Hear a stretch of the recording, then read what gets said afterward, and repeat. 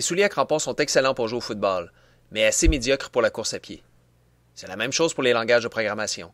Certaines tâches conviennent mieux à un langage qu'à un autre. Certains langages d'usage général, comme le C, Java ou VBA, visent une grande variété d'applications. Le langage R, en revanche, a été développé spécifiquement pour les calculs mathématiques et statistiques, ainsi que pour la manipulation de données. Il ne faut donc pas se surprendre si le langage respecte les principales règles des mathématiques, et en particulier l'algèbre vectorielle et matricielle. De plus, comme le langage est voué à une utilisation interactive, les variables ne sont pas typées et il n'est pas nécessaire de les déclarer avant de les utiliser. Ces quelques caractéristiques, sur lesquelles nous reviendrons dans un instant, font en sorte que les programmes R sont généralement courts et requièrent peu de temps de développement. Donnons quelques exemples des caractéristiques que l'on vient de mentionner. En algèbre vectorielle, on définit deux vecteurs ainsi.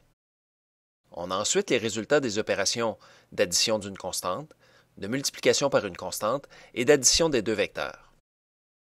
Dans R, les deux vecteurs sont définis de manière intuitive avec la fonction dite de concaténation C, qui crée un vecteur simple. Ensuite, les opérations mathématiques usuelles sur ces vecteurs font partie intégrante du langage.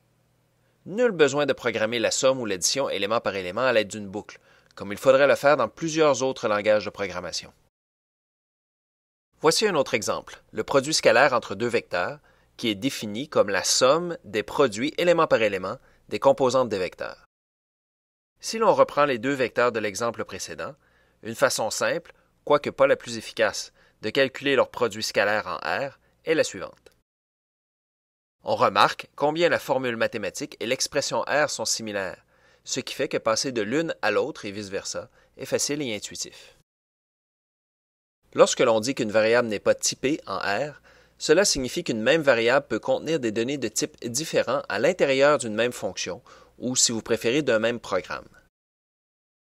Dans cet exemple, la variable x contient tour à tour un nombre entier, un nombre réel, la valeur de pi, et une chaîne de caractères. Il n'est pas non plus nécessaire de déclarer ou d'initialiser les variables avant de les utiliser. Le programmeur habitué à travailler en Java ou en VBA pourrait avoir tendance à initialiser ces variables au début de ses fonctions R. C'est une pratique à éviter. Il n'est pas nécessaire de déclarer ces variables en R et le faire est considéré comme du mauvais style. Les exemples précédents vous ont laissé entrevoir qu'il n'est pas nécessaire en R de programmer les opérations mathématiques les plus usuelles. Un grand nombre de fonctions mathématiques sont d'ailleurs intégrées au langage. Par conséquent, pour plusieurs applications mathématiques, statistiques, financières ou actuarielles, les programmes seront en général assez courts, souvent moins d'une quinzaine de lignes. En terminant, veillez à apprendre la syntaxe et la sémantique du langage R. Lorsque vous parlez, disons, anglais, vous cherchez à éviter de parler avec une structure de phrase française mais des mots anglais. Eh bien, c'est exactement la même chose en programmation. Ne faites pas des programmes pensés et conçus en VBA, puis traduits mot à mot en R, car comme une mauvaise traduction, ça risque d'être aussi inintelligible qu'inefficace.